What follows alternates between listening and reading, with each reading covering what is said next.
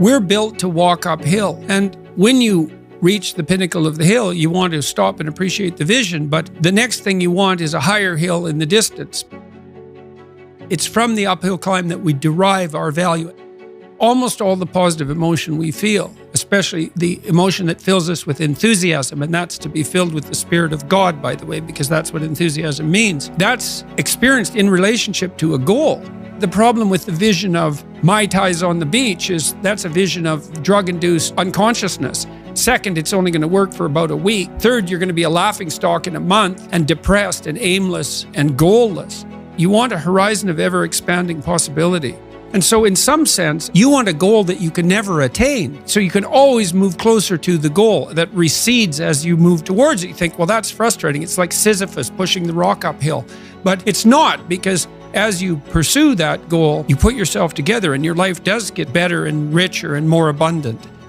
There are some things that you're doing wrong or not doing that you could fix, that you would fix. If you actually want to know something and you actually want to devote yourself to something, if you're willing to make the proper sacrifices, you can move towards what you're aiming at.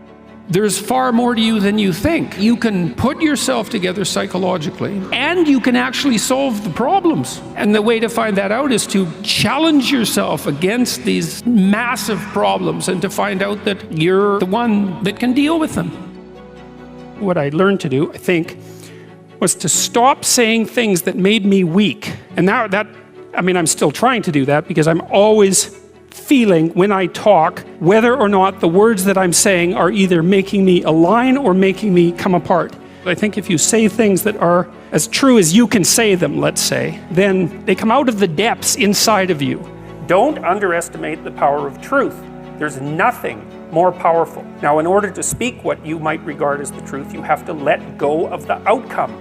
It's like whatever hell you might fall into by opening your mouth when you have something to say that isn't popular, it's nothing like the hell that you're going to envelop yourself in if you lose control of your own tongue and mind. And I really mean that. I saw in endless repetition in my clinical practice and in my own private life, when my eyes were open, the consequences of not saying what was true. You have to think, all right, I'm going to say what I think. Stupid as I am, biased as I am, ignorant as I am, I'm going to state what I think as clearly as I can, and I'm going to live with the consequences no matter what they are. Well, what you've learned that you didn't die, but more importantly than that, you've learned that you could withstand the threat of death. That's what you've learned. Maybe there's enough to you so that you can actually withstand the threat of mortality without collapsing. Maybe even withstand the threat of malevolence without collapsing.